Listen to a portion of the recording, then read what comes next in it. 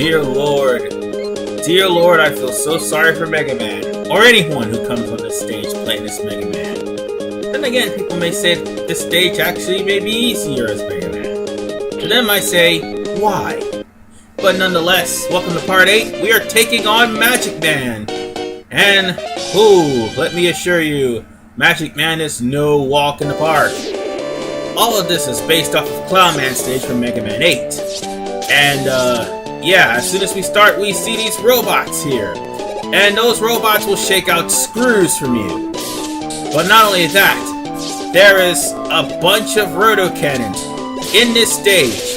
And not only that, you have to be careful because the knockback is so terrible in this stage that, you'll end up falling through the tracks. By the way, those tracks are not able to be walked on. It is going to lead to a bottomless pit! Oh god!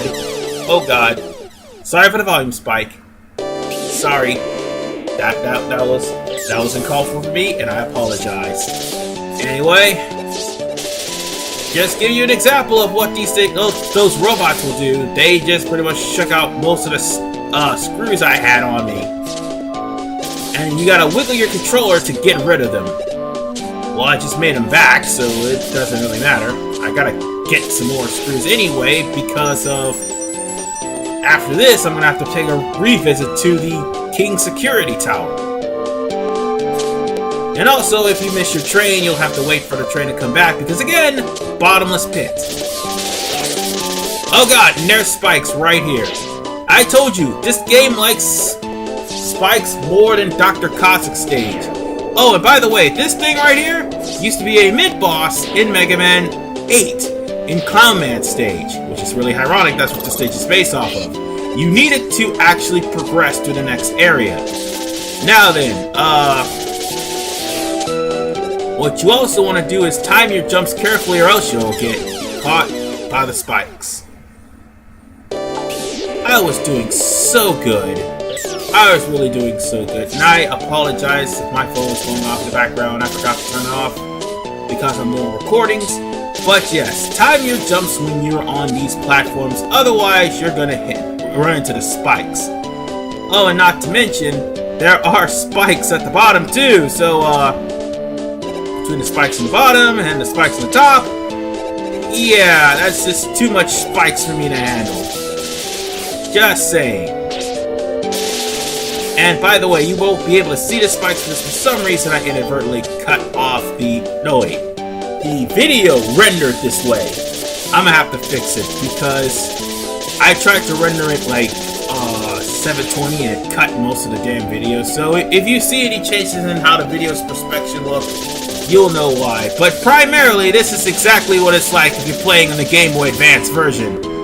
So yeah. There's that to bear in mind. Anyway, get any health that is lying around. And now for the next section, just dash.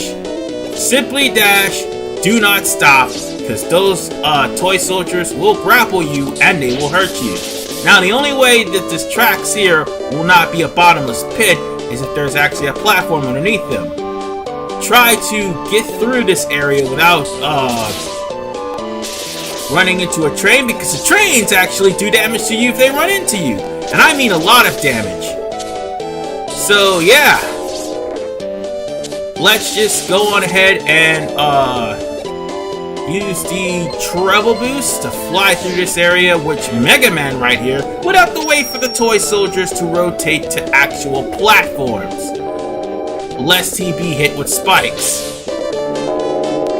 So we're pretty much done here. All we need to do is climb up and avoid the toy soldiers as well as the pirates that's swinging. And we're here!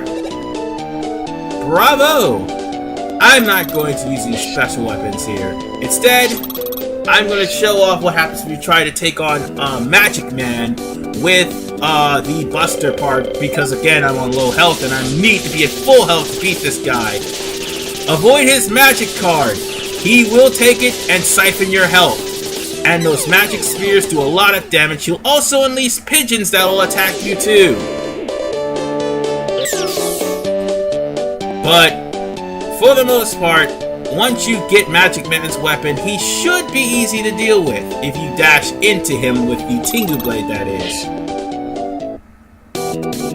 Mega Man may have the luxury to dash under Tengu Man's, slide under Tengu Man's orb, but Base, unfortunately, will have to dash or jump over the orb. It is a pain in the ass to have to deal with this, but in the end, if you dash at him enough, he's going to die. Mega Man just gets a charge kick from doing the Tengu Blade, but nonetheless, we have defeated Magic Man with 3 deaths under total. I think that would be 18 deaths in total. Wow, that's actually a new world record. I suppose I'd be 50 deaths by now. Anyway, enough about that. We now have the magic card, which, if you throw the magic card up or left, it will bring back items. And it also will destroy enemies. However, it will not, pick up CDs. I just said however twice, I noticed that, and I apologize. Anyway, it's on to the King's Security Tower, where now we have 3 more stages to complete. No, we won't be getting that until part 9. That would be the room for the lightning bolt. We already did this room. And I do believe the next room is... Yeah, we already did this room too. That took a lot of tries, by the way. Now then. This room is the copy vision. We won't be getting that until the next part. So I think it's this room right here. Yep, right here we need to use the magic card. And ironically, it looks like a Yu-Gi-Oh card. Just saying. Now then, next room we're gonna have to use the Tengu Blade to ricochet off of a wall. I forgot to mention that in the last part. It ricochets off of solid walls, which you could also use that to your advantage against Magic Man. But yeah, dashing to him does more damage. And now we come to the last part, which we will use the spread drill. You need to use the spread drill's extensions to get up to... Okay, the spread drill's extensions to get up to that one switch. And we just procured about 300 screws. And because of what we did, ladies and gentlemen, because of what we did, we are going to get more stuff. And finally, dear God, finally, we are going to get the Super Bass Buster equipped. Sorry, that's what I meant to say.